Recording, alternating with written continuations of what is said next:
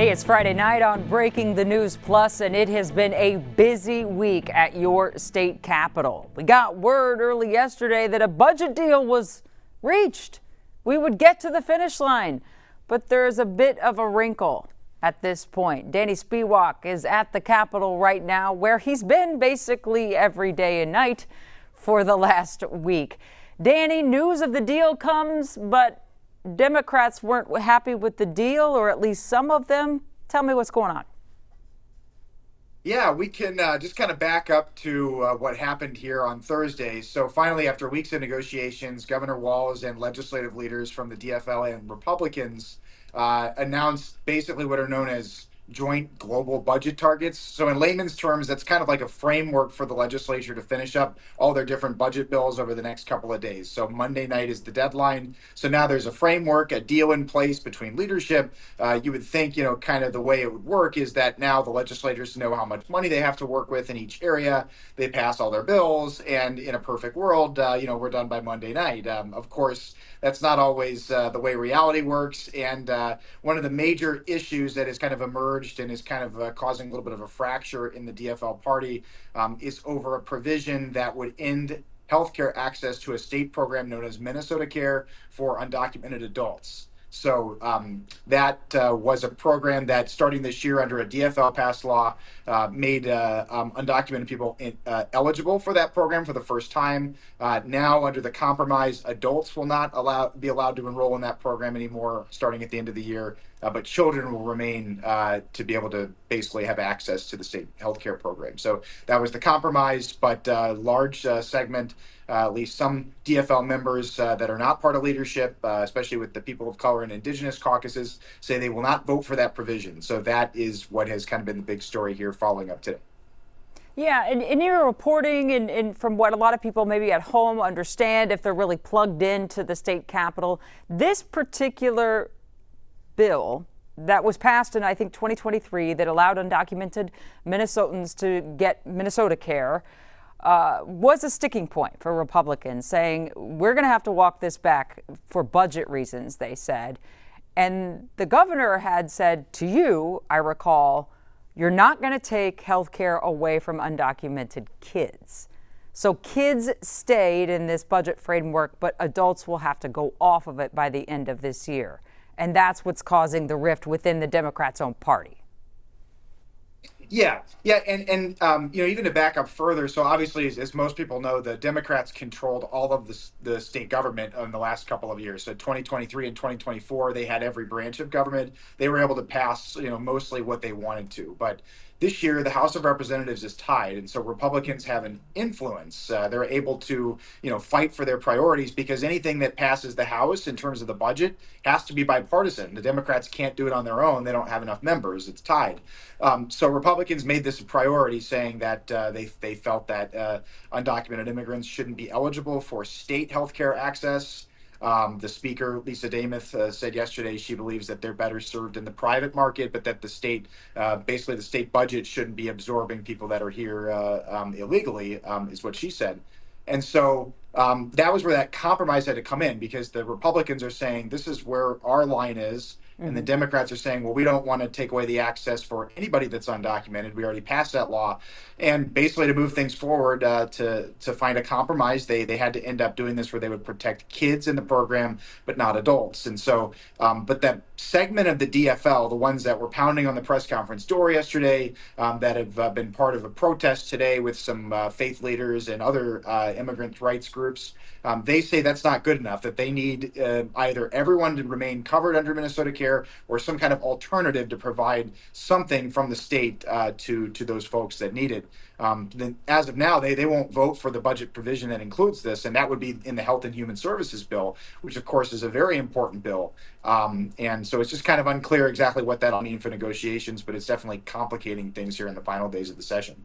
Yeah, so if those Democrats go through with the threat that they won't vote for the bill as is, does that mean the Health and Human Services bill is just not going to go through by the deadline because they need those Democrats to vote for it? It's kind of hard to say. And actually, we'll kind of have to see how things play out. First, the House and Senate have to meet in their conference committee to get the two bills together, and then it would go back to both chambers to pass it.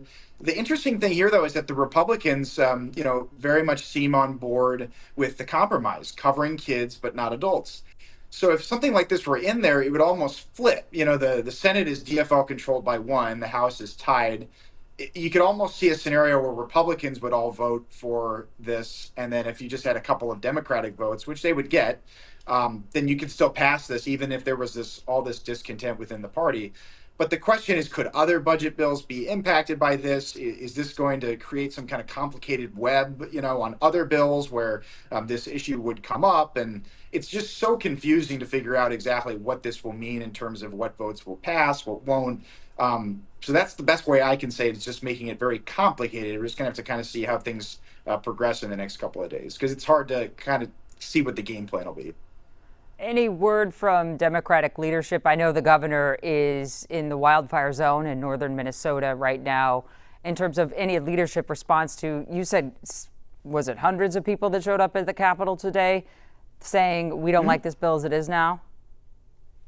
Yeah, I would say at least a few hundred. The last we heard from DFL leadership from the House leader, Melissa Hortman, and then Senate Majority Leader Aaron Murphy yesterday, they were speaking as kind of their own members. Other DFL lawmakers were pounding on the door trying to get in the press conference room because they were so upset. But leadership yesterday, they said that I think it was Senator Murphy who said that she expected this. I think this hasn't caught them off guard. They knew there were probably members within their own party that would not be happy about this. And I know that Representative Hortman spoke about how she understood that this would have a human cost. But the flip side is they have to get a budget done, and they said that that's the compromise: getting the state funded, for the next 2 years. Because if you don't have that, then you have a whole host of other issues and people that won't get what they need. And so it was a difficult political decision for them. And they acknowledged as such yesterday. Danny, just a couple of more questions. One is that some Democrats were upset on this deal cut when it comes to health insurance for undocumented immigrants in Minnesota. Was there any part in this deal that had Republicans upset, saying we didn't really get what we wanted either, and we're mad at leadership? Actually, no. From what I've been able to tell, I haven't seen really any sign of defection from the Republican side. The Senate Republicans, they don't control the Senate. Obviously, they're one vote short there of majority. They are the minority party in the Senate. But they released a statement saying basically they would support the compromise. Some of the House members, even the ones that are more conservative, I haven't seen them saying that they don't think children should be covered. They seem to think that the compromise that their speaker struck was a fair one. So I haven't seen any sign of that from the Republican side, but of course the Democratic side, there's a sizable number of lawmakers who think that revoking access for anyone, adults, the ones that would be revoked, is a moral issue for them, and they won't support it. And then I did just today learn from the Department of Human Services that about 24% of those currently enrolled are children. So you're talking about 75% would no longer have access, or 76%. It would preserve the 24% that are currently younger than 18. Okay. Younger than 18 is the cutoff there. Yes. Yeah, that's from what we can tell when we're talking about kids, children, basically anybody who's under 18. And for the folks that have had access to Minnesota Care who are undocumented, how long have they had it in the state of Minnesota? So actually, the law just took effect this year.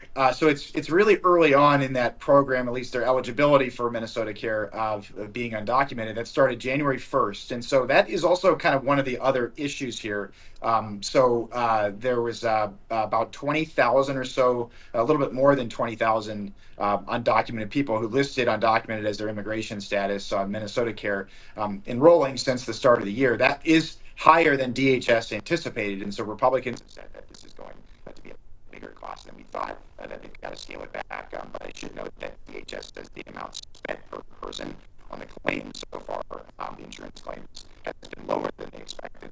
DHS's position is basically that it's too early to say whether or not it's going to cost way more than we thought, thought, way less than we thought. Originally, the nonpartisan fiscal analysis, as they call it, was, I believe, about 99 million over 2 years. Republicans had pointed to their early numbers, saying that, this is going to go way past that. The Democrats have just kind of said that they think it's signs of just faster sign up than people anticipated. So that's just unclear. The spending aspect of it, it is certainly a cost to the state. To what extent kind of depends upon your political leaning. But yes, the short answer is the law took effect at the start of this year, 2025. All right, Danny, thanks so much for all your reporting for us at the Capitol. We appreciate your time. Absolutely. We'll talk to you soon. All right. That's all for Breaking News Plus on this Friday night. We'll see you next week.